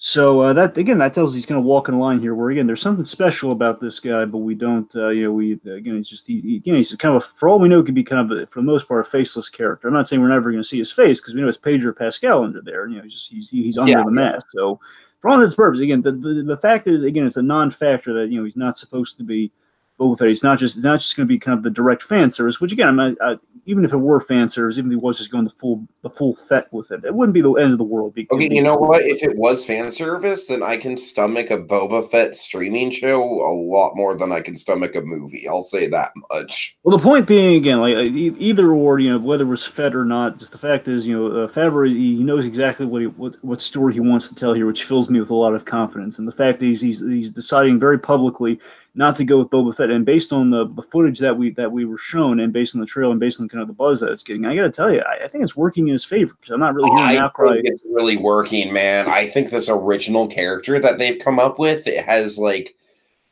it's cool because he's got like an instantly iconic design that sets himself apart from Boba Fett while still having like shades of Boba Fett, but appropriately, like, because of course this guy should look like Boba Fett to some extent, because that is just kind of like the, the bounty hunter look in this universe. So there's continuity there. And just more importantly, Dragon, just this guy is a fucking badass.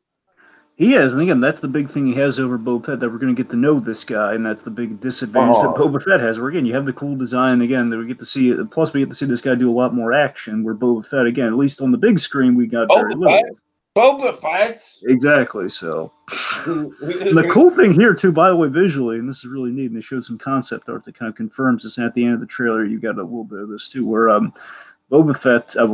Basically, what I'm getting at, more accurately, the Mandalorian, he's kind of pulling off the Star Wars holiday special Boba Fett stuff, where he has like the two-pronged weapon, and he's on like kind of a dinosaur-looking creature. Just like the Star Wars Holiday Special. So Favreau legitimized the Star Wars Holiday Special Boba Fett. Oh, God. Oh, man. How amazing is that, though, right? I didn't even think about that, Dragon. That's great. But he did. Also, I get a full cast list of all of our big names for the show here. You're gonna love this cast list. I remember I teased a couple. Alan Tudyk in there somewhere? Well, I mean, Alan Tudyk, he's going to be, he was at the Star Wars Celebration, and they confirmed K2SO is going to be in something. I don't know if it was. Well, I'm not saying K2SO. I'm saying Alan Tudyk is a man who wears many hats. Like, he could very easily play another Star Wars character. You know what's funny? Speaking of Alan Tudyk, he's popping up everywhere these days, because I tell you, I kid you not, within like the same month or so, within like a month or maybe 2 months, I've seen Alan Tudyk so many places recently. Right, because I started watching Doom Patrol, and he's the main bad guy in Doom Patrol, and he's going to be playing the Joker in the Harley Quinn animated show in the DC universe. Which again, after his performance in Doom Patrol, fills me with confidence. Oh my God, Alan Tudyk already, he's a good actor. I got to tell you, he could play a really good Joker. I'm interested to see where he goes with it. Beyond, of course, Big Hero 6 for us, but beyond that, he was in Santa Clarita. Sorry, I don't want to spoil it for you. Let's just say they worked in Alan Tudyk in the recent season of Santa Clarita in a really clever way, and I won't say how, but it's really clever. But you have to watch through seasons 2 and 3 to kind of get what the gag is. Well, right? I'll be damned, Dragon. That's a good selling point. It's really fun. It's a really clever way they worked him in there, and it's a meta fourth wall gag too. It's really funny. Okay, can I ask you one thing about it? What? Is it Alan Tudyk playing Alan Tudyk? No, it's not. It's really interesting. He's playing somebody else, and it's really funny. Okay. Anyway, it's a meta thing. It's like the molting bit from the Tick. You'd love it. Okay, gotcha. Anyway, what was again? Oh yes. So anyway, the point is a lot of Alan Tudyk lately. But again, seriously, we got a big old cast list here for you, buddy. Let me read them off to you. Okay, we got Pedro Pascal as the Mandalorian, which again I'd like Pedro Pascal is going to be in the new Wonder Woman movie. I like this guy. He's really good in Kingsman, so I can't wait. People love him in Narcos, which I have not watched, but I trust me, the guy's good. Gina Carano from Deadpool, Angel Dust. She's in this, and she's in one of the lead roles. So she's I don't know if she's gonna be a good guy or a bad guy. But she's probably just gonna be like another outlaw kind of character, but she looks really good. Let's see. We have Nick Nolte. Nick Nolte's going to be in this. Oh, Nick Nolte, man, I haven't seen him pop up in a while. Oh yeah, and let's see. Giancarlo Esposito, one of our favorites. Yes, that's the one I'm most excited for, of course. Get ready for this. This is a big one. This is the one we saw in the footage. Carl Weathers. Carl Weathers, yes. Carl Weathers is playing Grief Karag, who essentially is kind of the dispatch employer of the bounty hunters. Like, he's the one who facilitates the jobs. He's the booking agent. If you will. Nice. And they showed some footage, and essentially the footage they showed was this character facilitating a job for the Mandalorian, which kind of led him to presumably the big bad of the season, one of the big bads of the season, kind of the big crime boss of the season, who was played by Werner Hoggs. You mean Werner Herzog? Yeah, I meant. Sorry, I was thinking of something else. But yes, you're right. Werner Herzog. Yes. Werner Herzog.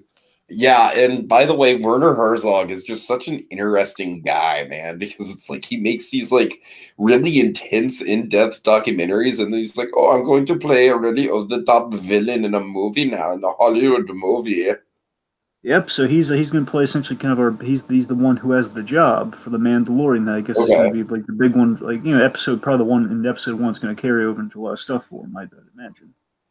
He's like reading off all the big important lines in the trailer. So again, presumably this guy's going to be important. All right, let's see. Beyond that, we have Just two. I'm just gonna, there are others. I'm just going to list off the two other big ones. So we have Taika Waititi. Yes, I'm very excited about that. Taika Waititi is playing kind of the IG-88. So in this case, I think man, that's perfect. I think specifically it's IG. I think it's supposed to be IG-11, but again, because they don't want to just like rip off all the band heads, like hence the whole Mandalorian thing. But it's inspired by IG-88. It's either IG-11 or it actually is 88, but there's covering that up. I don't know. Anyway. Fun fact too, Taika Waititi is also directing an episode. So hey, Taika Waititi in the directing chair and doing the voice. Cool.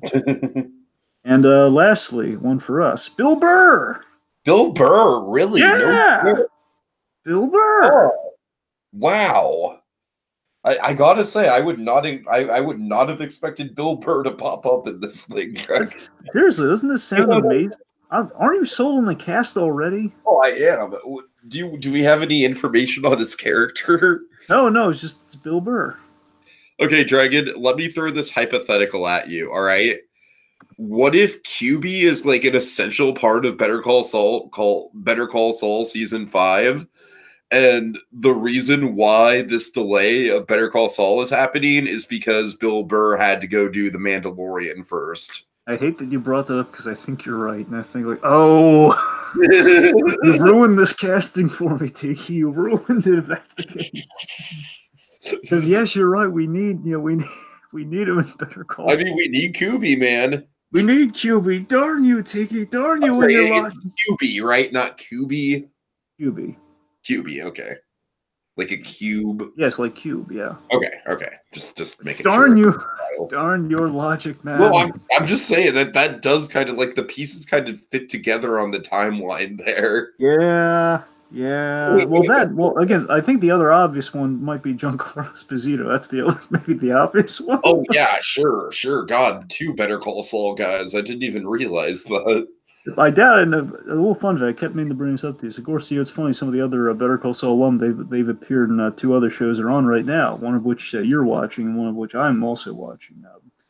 There's in Veep and in Barry. We have Patrick Fabian have a little cameo on Barry, which I'm sure is not taking anyone out of the schedule. Yes. But Ray Seahorn, she has a kind of a recurring role in Veep. Nice. And again, maybe that's another reason for the delay. Like it's a small role though, but I mean she's appeared in a couple episodes. It's probably gonna be like the point being it's not helping things. Again, we have like 3 actors. The point is it might be more of a scheduling conflict all around for these folks.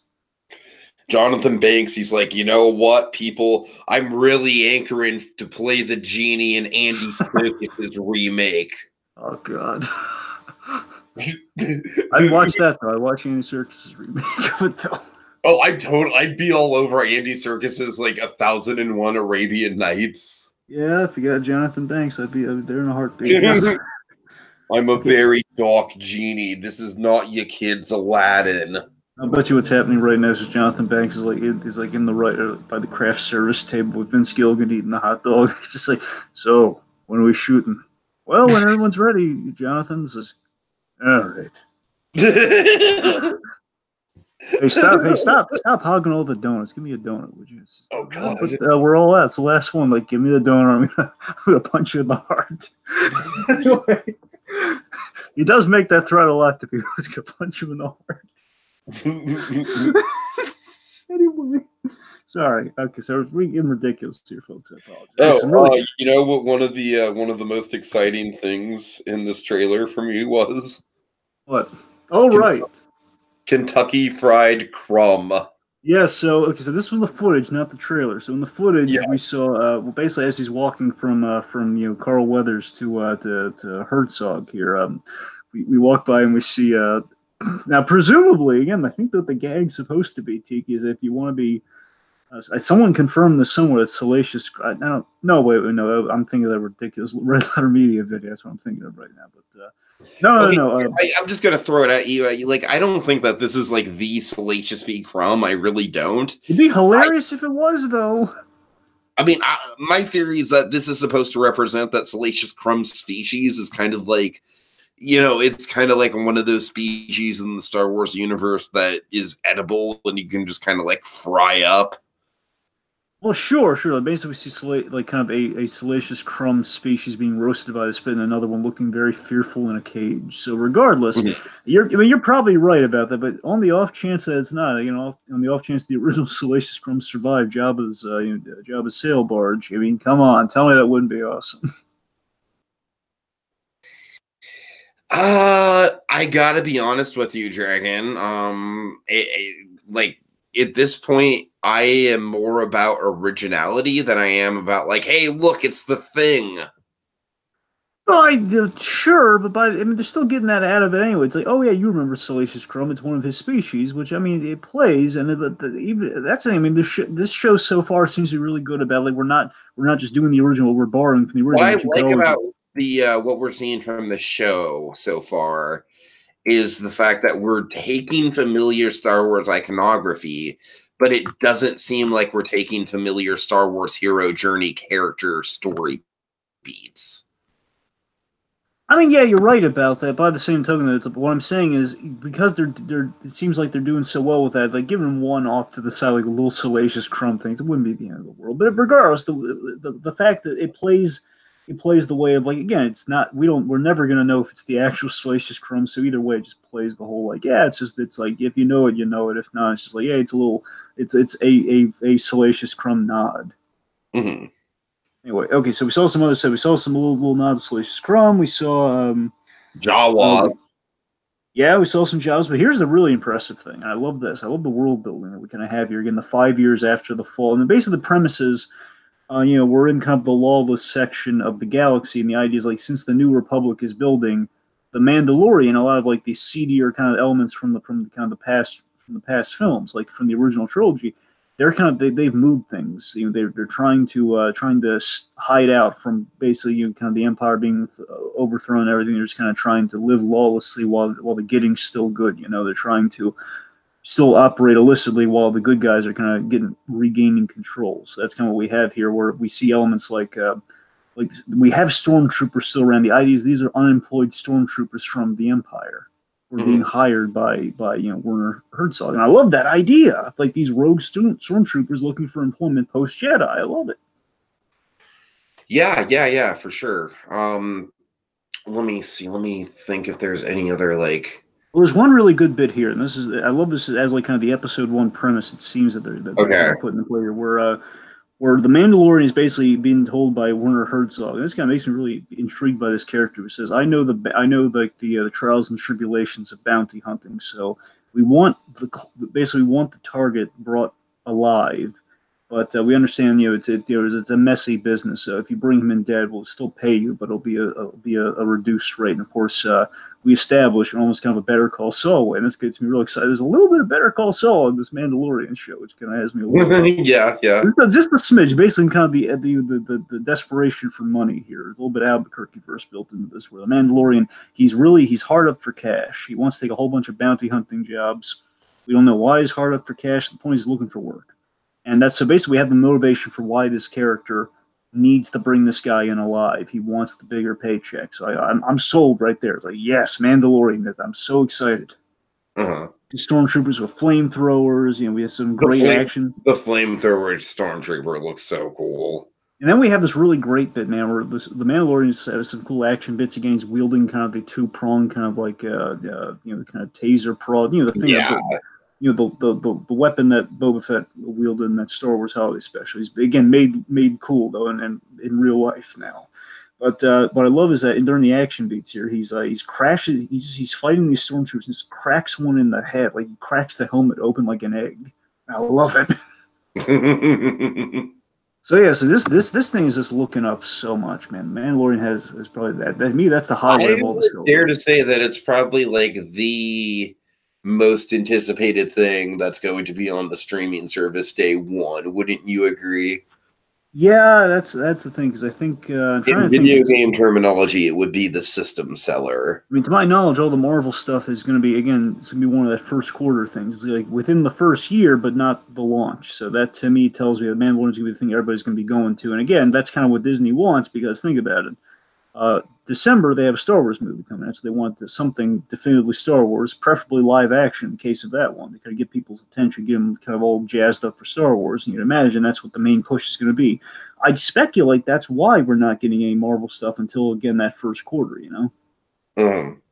My theory on it. But yeah, so to me, Mandalorian is probably the best thing to come out of all the Star Wars stuff, where I think the one that probably is the most eye-catching is Rise of Skywalker. By the same token, is really telling that, you know, we still haven't officially gotten the Mandalorian. That's what's kind of stealing everybody's hearts and minds. They're making you wait for the really good one. I don't know. Yeah, we'll see. We'll see how it turns out. I am definitely I'm excited, Dragon. I gotta say, I'm a little bit more cautiously optimistic than you are. You know, I've kind of been burned by these streaming service shows before, but this one definitely seems like it has a good hook to it. It seems like it has, you know, a solid lead character and a lot of world building and a very, very good budget to go along with it. So it really does feel like we're in the Star Wars world, and that's all very good. So I'm excited about it. I just kind of, you know, like to keep my expectations in check, you know, like if it's good, and then it'll be really good. But we'll see how it goes. We'll see how it goes. I'm definitely keeping tabs on it. Yep. Also, Donovan brings up that, you know, reportedly Dave Filoni and Bryce Dallas Howard are also kind of slated to direct an episode or so. Nice, nice. Yep. All right. Bryce Dallas Howard is a little bit out of left field, but Dave Filoni is exciting. Well, I mean, Bryce Dallas Howard. The odd thing is, of course, you know, Ron Howard's daughter, you know, directing something Star Wars. You know, after her father directed something Star Wars, it's kind of. I mean, I'm not saying that Bryce Dallas Howard couldn't be like a fantastic director. I'm just saying I don't know of any movie she's directed offhand. I know she's directed something. I just can't for life. I can't think. I'm not familiar with it, so I don't know. But I know she's done some directing. Anyway, so yeah, that's the celebration. Also, they had they had some, you know, of course, some people showing up for the celebration, like Ian McDermott, you know, Palpatine himself. Play it again. We had John Boyega and Anthony Daniels, and let's see, a big one. Well, this is less of a person, more of like you know, this celebration commemorated something. It was the 20th anniversary of Phantom Menace, which in itself just sounds like I got to go back and watch that. Because a part of me is curious, like, man, I wonder how many people are really cheering for Phantom Menace, because I know it has somewhat. It's kind of a over the years, Phantom Menace, I assume, has kind of developed a cult following. It's got a cult following, and I can safely say I've always been kind of a part of that cult following. Like, I admit that the things that people point out about the Phantom Menace that are bad are bad. My argument is that there's also things in the Phantom Menace that are good that people don't point out. Sure. I mean, you know, it'd be amazing though, and this will never happen. And I'm sure I don't even need to check out the thing to know that this didn't happen. But if they got Jake Lloyd there. I mean, the part of me oh my god, that would be the ultimate get. Here's the thing. So part of me will wonder, like, how much money did Disney pay him to show up? How many truckloads of money? Okay, I gotta be honest with you. If Jake Lloyd was there, I feel like he would get a huge reception. I feel like people would welcome him into with open arms. And I gotta tell you, man, being a part of that fan community, like, it might turn his life around for the better. I mean, Ahmed Best was there. Listening, you know, if he's like kind of like living his miserable existence out there and listening to this podcast for some reason, Jake, you know, get on some cons, man. Like, people love you, buddy. You know, it's like people were freaking harsh back in the day, but I feel like there's a whole generation of people who grew up with you as Anakin, and you know, it's I don't know, Trey. I'm getting a little misty-eyed here for Jake Lloyd. Well, to kind of put it in perspective, I mean, look at Ahmed Best, who I believe was also there during the panel. Ahmed Best is a very interesting, complicated relationship with Phantom Menace, because you know he did the movie.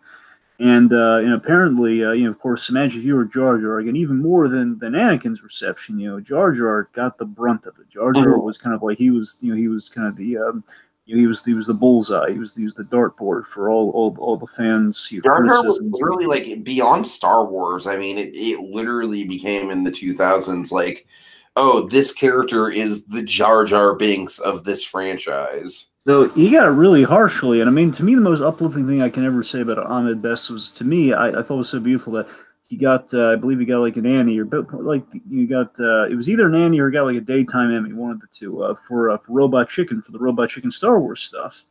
And I thought that was so uplifting that he got, kind of a warm reception and got kind of appreciated for that role, and kind of a really fun, reflective version of that role. He was kind of playing it with, like, knowing that, oh yeah, people don't like me, I'm going to play with that though.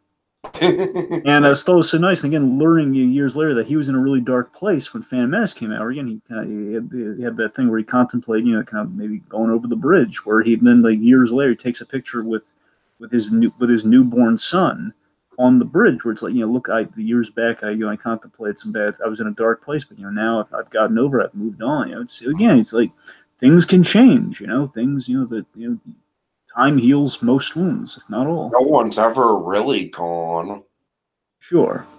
So let's see. Let's see some stuff in the comments here. Of course, just I want to echo this before we go. Donovan, a lot of Daisy Ridley love.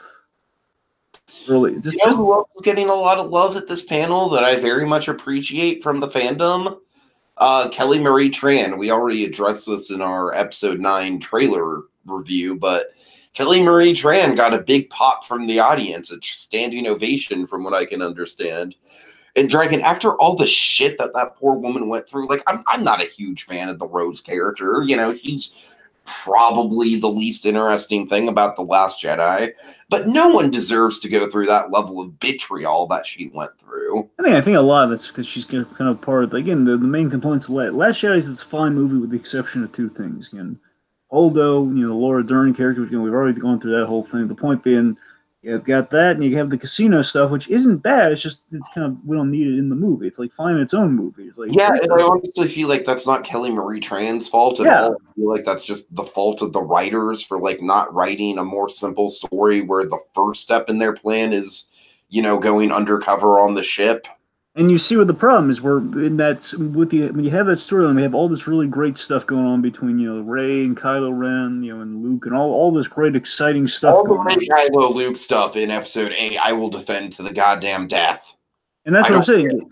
I don't even care if Hamill himself doesn't like it. All right, I don't care. I like it. It worked for me. But you see what I'm saying there? We have all this great stuff going on, and then you kind of cut back as I know what you're saying, yeah. We're entrenched in that, and then you cut back to, okay, we're still in the casino, and then we get into some vaguely preachy territory where, again, not bad stuff, but it doesn't help that now people are like, and we're going back to the casino. I want to see Kylo Ren. I'm not a fan of Rose as a character, but it's just a simple human decency thing. Nobody deserves to be treated like that. Yep, and Donovan echoes your sentiments there. Me neither, but bullying is something I advocate against. I think, sorry, in reference to the whole casino stuff and the Rose stuff, but also basically saying, like, the bullying is right now, but I'm not going to. What? I said I could make so many cool cat jokes right now, but I'm not going to. Yeah, don't do that. All right, so let's see. So I think that it's a little bit of love for Jar Jar as well. So I think we're all kind of on the same page here. Let's redemption. Let's be fair to kind of like the people, because now Star Wars has standed on something a little bit prolific here. Perhaps I'm going to stretch. I don't want to, like, fly into the sun here like Icarus, but let me take a stab at it here. You know what? Star Wars is a thing that traditionally brings people a lot of joy. Throughout the decades, you have kind of these highs and lows, these peaks of Star Wars, where you have, like, these high of highs where people are just like, it's a thing that bonds people together. As Tiki and I have joked many a time, it's like when a Star Wars movie comes out, good or bad, you can feel it through the streets. You can just walk up to somebody and say, Star Wars, and it's the language. It's like the baby's been born. It's like it's a joy throughout the street. Like the cigars you hand out now are just like saying Star Wars to one another. That's kind of what it is now. That's the joy that Star Wars can bring. And by the same token, though, again, of course, there are highs and lows. And I think now people, again, we've been spoiled as a Star Wars culture. Where, again, you have those original 3 movies, then you get the prequels, where, again, things are dicey to say the least. And again, it's like that people have, like, their heartbreak and their own stories. And again, now retroactive, it's like, man, they kind of blew things out of proportion with the prequels. But by the same token, and we can say that now because we've been uberly spoiled by, hey, we're bringing it back. And then people are just never happy. That's kind of the big lesson we have with Star Wars. Some people are never happy with it. I mean, my whole example of that is, like, Force Awakens. It's too similar to the other movie. I don't like it. The Last Jedi. It's too different from the other movie. I don't like it. So that's the fact. The fact of the matter is, no one's ever happy, and that's something we kind of learned back with the prequels. And we're kind of learning now, even when we have like movies that are debatably really good. Or again, the point is like the Star Wars is always giving it a shot. They're always trying, and it's like sometimes it's going to reach people, sometimes it's not. But the fact is, it's Star Wars. Like in the capacity that we have all the fan films and the fan culture of Star Wars, we're getting that. We're kind of getting that now. Only now it's like officially sponsored. And again, sometimes I think that takes the fun out of it for some people, but for some people it does not. Just the fact is, take out however you label your Star Wars. It's the fact that it's still Star Wars, and it's kind of what I feel the Star Wars celebration is all about at its core, and I think it's kind of what it brings about, just the joy of Star Wars. It doesn't matter like which era you're in, whether you're in the kind of the old Republic era, whether you're in the whole, whether it's Jedi's, it's Vader, whether it's it's the newbies, it's the First Order, whatever. It's still Star Wars, something that kind of bonds people. Like the Force itself, Star Wars is something that bonds everybody in some way, shape, or form. Light side or dark side, or Skywalker in the future. Who knows? Right. Well said. Well said. Okay, folks. Well, thank you so much for joining us. We've got a lot on the horizon. We've got the return of Gotham this week. We're doing something special for Easter. Of course, we're winding up to Avengers Endgame, so we've got some special stuff in store for that. The Katie Garland season of the Just Giggle It Grab Bag is happening tomorrow, Dragon. I'm excited about that. Oh, yes. Of course, we're going to continue our Spark Shorts coverage of the Pixar shorts. Any other stuff I'm missing that we're doing between now and Endgame? Hopefully, we'll get a debate in there, depending on the schedule and if I can like sync up the schedules of different people. Well, that'll happen. There's some stuff I could tease. I don't want to jinx this, but let's just say, the Endgame stuff might also kind of breed some other stuff, and we should probably tease it here too, because I know Donovan's been kind of foaming at the mouth on this. If all goes accordingly, so I can take it with a grain of salt, Donovan. But if all goes accordingly, we should be starting some Disney stuff next month. Yes. Can we just announce it, like just outright? I mean, it's your call. Yeah, sure, by all means. Yeah, Donovan. We have decided that May. Of course, we do some traditions in. We have some traditions here on the channel over the summer. June is Spielberg month. July, of course, is Christmas in July. I feel like August we kind of rotate out. Like we've done Muppet Movie Month, we've done Indiana August. Yeah, August is kind of it's a free for all, but juicy. But Dragon, May is going to be, at least for the first one. It might be a one-time thing. If it goes over well, we might do it more than once. But May is going to be, and we might have a different title for this. We're still workshopping the title, but. We're going to do a series of podcasts all about the Disney Channel original movies. Yes, and one we can tease right off the bat. We are definitely covering Descendants, the first one, Donovan. So, per the request of Donovan, we are covering Descendants within that bunch. But we have like kind of a neat little mixture, kind of a myriad. I feel like what our mixture kind of tried to do was. Mostly we tried to get like the different eras of the Disney Channel original movie. You know what I mean? I look at our selections as like an evolutionary chart of the Disney Channel original movies in a way. Yes. So that should be very exciting. All right. Well, I just want to thank all of you for joining us. Dragon, remind me of the fellow blue person in the room with us tonight. We're all the same. Is that what you're saying?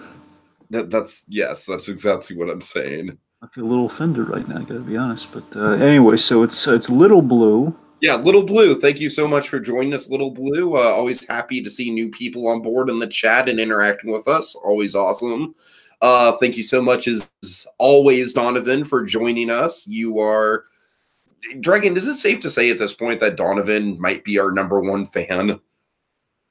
Well, I mean, all of our fans are our #1 fans, in our opinion. I'm not saying that in a bad way either. I'm just saying, like, I feel like Donovan Martin is like kind of like the president of the So You Want to Be an Imagineer fan club at this point. Well, he's got my vote. All right, so there he is, the #1 fan. All right, terribly executed Miss America joke. Dragon, save me. Bring us out on something good. No one's ever really gone. Don't worry, Jyn Erso. He's